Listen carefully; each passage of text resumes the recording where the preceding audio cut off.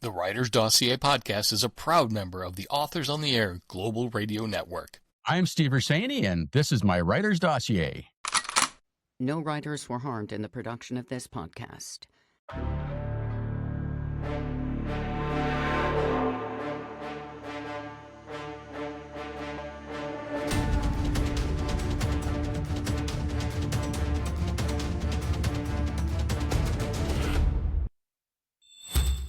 Hey, everybody. Welcome back to the Writer's Dossier podcast. I'm Jeff Circle, and you've caught us here in the Dossier podcast studio, writer's room, and occasional speakeasy. And today, I have the distinct pleasure and honor to have my friend on, Steve Urszenyi, all the way from Canada. He is the author of Blood Oath right here. Steve, how are you, my man? I'm great, Jeff. How are you? I'm doing great. Thank you for coming on. And folks, hop on YouTube and go to /@JeffCircle. You'll see this beautiful cover that I'm holding up, and there are some hints to this cover. Dude, your covers have been great.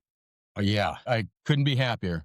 And I mean, you've got them all lined up behind you there. Perfect Shot was the first one, Out Cold and Blood Oath right there. Man, the theme is fantastic, but when you really look into this, you see some hints about what's going on, and I like it. I like it. I like it a lot. Talk about this cover a little bit and some of the little Easter egg little tokens that are in there that talk a little bit about Alex Martel, very special person, and what she's up to in Blood Oath. Absolutely. So Blood Oath, obviously the name of the book, it comes out very clearly in the story why it's called Blood Oath. The artwork is fantastic. I mean, the St. Martin's Press, Minotaur Books, St. Martin's Press, graphics team, art department, they have nailed it every time with all three of my books. They've asked me my opinion or my feedback, and all I really do is they send me a cover and it's perfect the first time, and I just say it's perfect. Blood Oath is awesome because it continues the theme, the graphic design theme, but it also has a nice image of Alex centered in the O of the title and featuring her sniper rifle prominently. Yeah, the O of Oath. Yeah, exactly. The O of Oath. And I'm so thrilled that they took some imagery from Africa, and really, this could be anywhere we traveled when we were in Tanzania, the Ngorongoro crater, the color of the earth, the color of the grass, the hills behind. I have photographs that look just like that. As a matter of fact, I made up some bookmarks using my own photos, and you can see the same colors that they used. Those are my own photos, same color, same vehicle. So they just, that team nailed it. And it just speaks so much to the publisher understanding the story and nailing the cover. And yeah, I mean, we sort of learn right away when we see that vehicle, that's a safari vehicle. So we know right off the bat, we're probably going to see Alex on safari. And sure enough, that's how the book opens up. And Alex is carrying a rifle. So chance Alex is going to get into some kind of mischief involving a firearm. And with Alex, anytime she's holding a rifle, those are two things right there, folks. You're gonna want to definitely follow along with. So, who are you working with over there? I know you said Minotaur, you said St. Martin's. I don't want to get the name wrong, so I'll let you talk a little bit about your experience there, because now this is your third book, folks. If people out there aren't following along with Steve Urszenyi, gaining some traction here. Blood Oath is out. How else has the team been over there with coming up with stories as far as the editing and everything else that's been going on? They've been fantastic. I've had a weird journey in a way, just because when my first book was acquired and I got my first 2-book deal, the editor who I signed with, between the offer being made and the contract being signed, he took a job at another publisher. I was Joseph Brosnan, and he went on to Grove Atlantic, and I was handed off to Sarah Brill. Sarah was my editor for the first 2 books. And then midway through the second book, Out in the Cold, Sarah took a job at Atria Books. And I was handed off yet again to a different editor. But that's Michael Homler. So I'm with Michael Homler now. I've been with Michael through the end of Out in the Cold and now with Blood Oath. So the editing team has been great. It's been, even though it's been, it seems like when you're orphaned by an editor, that can be disruptive. It really hasn't been. The transition, the handoff has been pretty seamless. The team's fantastic. I don't get extensive notes. I don't know if the stories are that good, or if they just decided that I'm not worth fixing. I'm not sure which yet. So I could guess. We can't fix this. We're just going to say, hey, go. Just publish the book and be done with it. Yeah. So they've been awesome to work with. The editing team, they've given great notes when it's time to give notes. The process is lengthy, so both the my editor, Michael, as well as the copy editing team behind him. Everybody's been fantastic at tightening the story up, making it what it's supposed to be. Seeing the potential in the story and helping us get there together. And then I've got, my marketing guy, Steve, my publicist, Hector DeJean. They're just a dream team to work with. Yeah, I know Hector a little bit. We met at one of the conferences. We sat at the same table, and I wanted to get him in the dossier.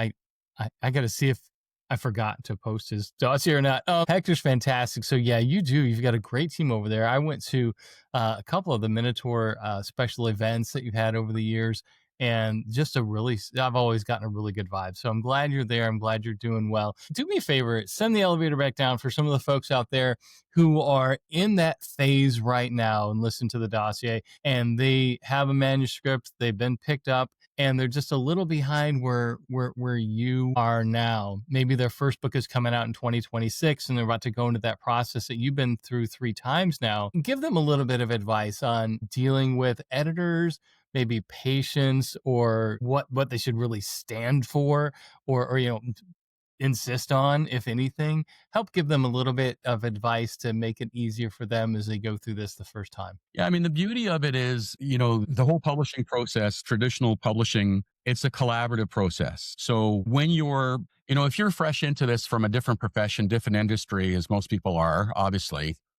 you really don't know what to expect. And maybe there's a sense that it's us against them, it's you against your publisher, or something along those lines. If that's how you feel, you're completely mistaken. You need to understand, everyone needs to understand that the publishing team is there to support you. They want your book to succeed. So if they have recommendations or advice, it's not because they don't like something you've done or are doing, but maybe they have a different angle or perspective from their years and decades of experience that will help enrich your book, your publishing experience. I've never had a moment in the 3 books now that I've been with Minotaur where I felt that their interests and my interest didn't align. We all know selling books is a challenge, but when it comes to the process of editing, the process of making a book, just go along with it. Be collaborative.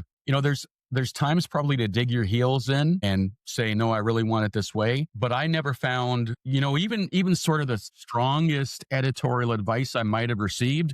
And I'll tell you what it was. In book 1, Perfect Shot, there was a passage where Alex is on a subway. She's on the tube in London. And as she looks around at the people seated on the train around her, they're all head down, reading their phones, the way we all kind of sit, just scrolling endlessly, mindlessly. And she comments about how, they're all sheep and they wouldn't know danger if it jumped up and bit them in the arse or whatever it was she said. So when I got the edits back from Sarah, my editor at the time, her comment in the margin was very simple, very straightforward. She said, "You just insulted 90% of your readers. Was that your intention?"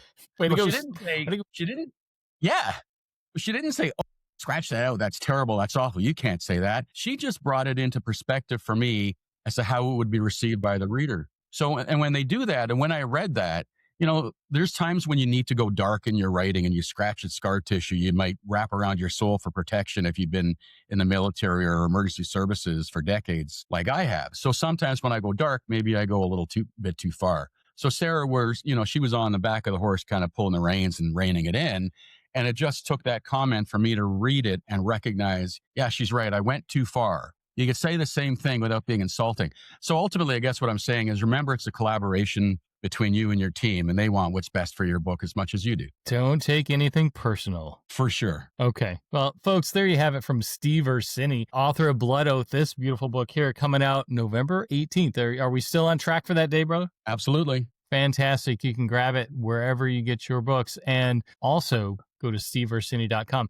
Hey, dude, you've been doing a lot of cool stuff with Substack, and specifically this book and how your personal experience in Africa really lends itself to, one, I'm looking forward to a real big piece of authenticity, having been there, boots on the ground yourself.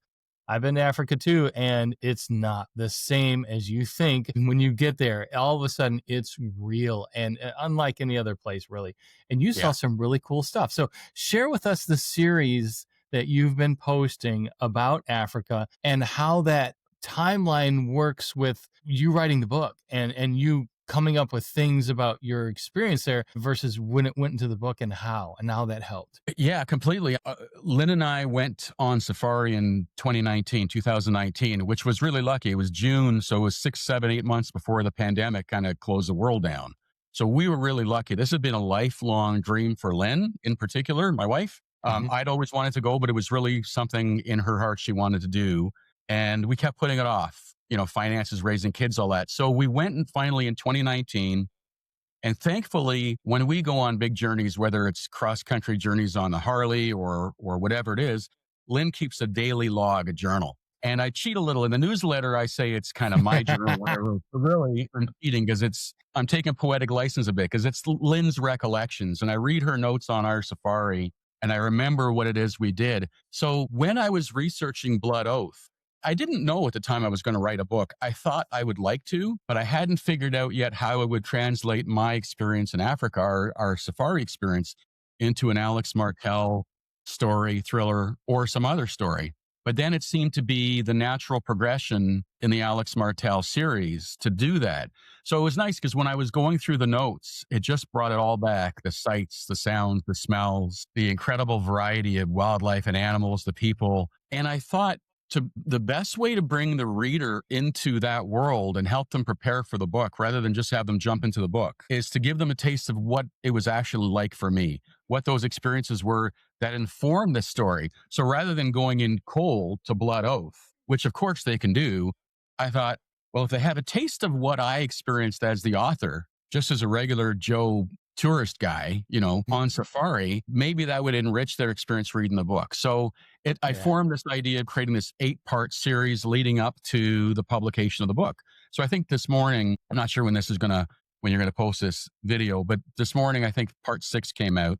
So there's a couple more to go, but it's my way of bringing the reader into that world kind of as a precursor or initiation into the story that Alex is part of. Well, folks, barring any technical difficulties or AWS outages, today is November 10th. Steve's book comes out in a week, and we're recording this a week earlier than that. So all that aside, the Substack series that you've been doing about Africa is really fantastic. And folks, you have time now to go back and before the book comes out, to look at Steve's pre-stories about Africa and his experience there and read those. And there's some great pictures. Like you said, it is so cool that you put one of your own pictures on your bookmark and then it just matches up perfectly with the cover colors and everything else. So folks, go to Substack, check out Steve, what he's doing there. And not a lot of people get a chance to go to Africa. I mean, it's a big trip. I mean, what was the biggest thing about Africa that made you go, wow? Oh, I know it's hard to pick the biggest thing, but something that you put a lot of that in the book. And, Alex Martel she's doing some crazy things all over there. And I'm thinking, I immediately start thinking of Angelina Jolie in one of the Tomb Raiders when she's going across Africa. It was really cool. I mean, did you have your own experiences conflicting with other things, or what really stood out that you like, I've got to put this in a book? Or the most really cool. amazing thing to me was just the variety of wildlife and the amount of wildlife. And Tarangire, so we visited, I don't talk a lot about elephants in the story. They don't really come up. I'd mentioned giraffes and other wildlife, but the experience of being in a refuge, not an elephant refuge, but an actual wildlife park, a national park where all these animals exist and accept you because of the way the safari vehicles are non-threatening to the animals. So the fact that you could drive through, number one, they don't see you as prey, thankfully, because don't step out of the vehicle though, because now that's a different kettle of fish. But when you're in the vehicle, they don't see the vehicle as a threat. They don't see it as prey. So you have this opportunity to literally drive through, or at least stop as a pack of elephants wraps around you, or giraffes wander past at 18 feet tall, or lions literally walk past and kind of look up at you. Now that's a 500-pound predator staring you eye to eye from 6 feet away. It's mind blowing how close you get to the wildlife and not be eaten. It's just fantastic. The other thing that really struck me was we were there just after the rainy season, so before everything turned dry. So the colors were amazing. The lushness of the vegetation was fantastic.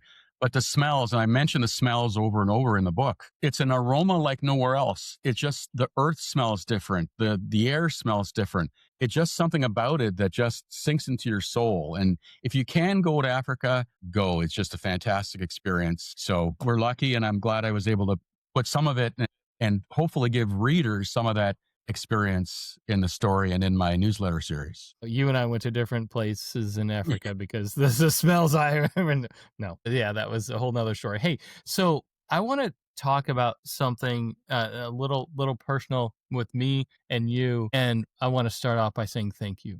About 3.5 years ago, we met in person for the first time, and actually the first time was at Thriller Fest. The second time was at VoucherCon, and I launched the Writer's Dossier after Thriller Fest, after I met people like I.S. Berry and T.R. Hendricks and you. And that was, I think, April. And later on in the year, VoucherCon came around in the fall. And between that time, I had launched the dossier. You were in it as part of the early first group of people who were gracious enough to say yes. I don't know what you've got going on, Circle. You don't have a reputation for doing this, and I'm on board. And so thank you for that. Oh, my pleasure. The thing I'm really grateful for, though, was how that continued. And when we got to VoucherCon about 6 months later, I launched the website and I walked in, and it really still didn't really know that many people. It's only my second conference at my first VoucherCon, and I walked in, and you were there in a group that included, I can picture it. Steve Stratton was there, Jack Stewart was there, Simon Gervais walked by, Michael Carlson was there, and eventually Dave Temple walked by. And you and Steve, you saw me from a distance and instantly welcomed me into your circle and your group. And I'll just never forget that. And so I'm so grateful for what you did by saying yes to the dossier and being part of that. So that all leads into getting out there and connecting with people, both, online and on social media, but in person. What are the values for you, Steve, about going to conferences or going to writers events, meeting readers, doing signings, going on podcasts like this, talking to people, being a part of the community? How important is that to you? Oh, incredibly important. And you hit it on the head. And, bringing you into that group, so to speak, was no big deal, because to me, it was part of paying it forward, part of the community we belong to. We're part of this. A lot of us, you included, I'm sure, call it a tribe. This is our tribe. We found our people. And that's just a sign of the respect we have for each other, where we consider each other family, that we share this passion. On any given day, all my friends where I live aren't writers. They're not in the community. They're paramedics, they're police officers. They're none of the above. They're whatever they do for a living, but they're not writers. When we're together in the community at a conference where we can both share the joys that we experience and share the joys that someone else is experiencing and commiserate about the bad things that might be going on, whatever it is, we share that as a group, as a family. I discovered that for my first time in 2018, my first Thriller Fest conference. And I was blown away. I was expecting to be maybe not ostracized, but not welcomed in. I thought I was going to feel like an outsider from the very first moment. It wasn't like that at all. It was the opposite. Some of the biggest names in the business, like, your experience, welcomed me into their circle. And every chance I get now, I like to and I want to pay that forward, because we're not enemies. We're not competitors. We're family. We're doing the same thing. The old expression, rising tide lifts all boats. It's very true. We like to celebrate the success of everybody we're with. Some people say, well, why would you introduce so-and-so to your agent? He's going to become a competitor for you. Well, but he's not a competitor, or she's not a competitor. There's somebody doing the same job as me. If my agent finds a home for their book at a publisher, and the publisher publishes that book, and a reader reads that book, the reader's not done reading. They're going to want to read more books. So, it would be a shoot yourself in the foot mentality if we didn't do that. But beyond that, the thing I like about the conference is, aside from, I haven't even mentioned the learning aspect, and that's kind of telling about because there's a lot of learning that goes on. But the biggest thing I find from Thriller Fest and VoucherCon is the opportunity to engage with your readers, meet them, get feedback from them, share their enthusiasm for your book, and even hear what else they like to read. But really, it's about the joy I get from networking with my own people and sharing. It's true, sharing the successes. It's just nice to be part of a friendly community. We talk about books, we talk about reading, we talk about the business. So we stay away from the things that might divide us, and we come together with the things that bring us closer together, which is reading and books. So that's what I love about it. That is so well put. You nailed everything. So folks, if you ever get a chance to go to a conference, get involved and be a part of the community. And when you're out on social media, you can still get to know people that way too. Follow along in their journey, whatever the point they are. Don't just shoot out pictures of your book cover. Actually comment in conversations and get involved in posts and DM just about anybody. I don't think there's been anyone who hasn't responded to any of my messages, whether it's a question or what do you think of this? Everyone's out there to help, and Steve's been really great at that. Steve, last question for you here on this episode of the Writer's Dossier. You started with Perfect Shot. When did you start writing that? I want to think like 18, 19. So Perfect Shot, I started writing January of 2020. Okay. All right. So at that point, you were still working full time.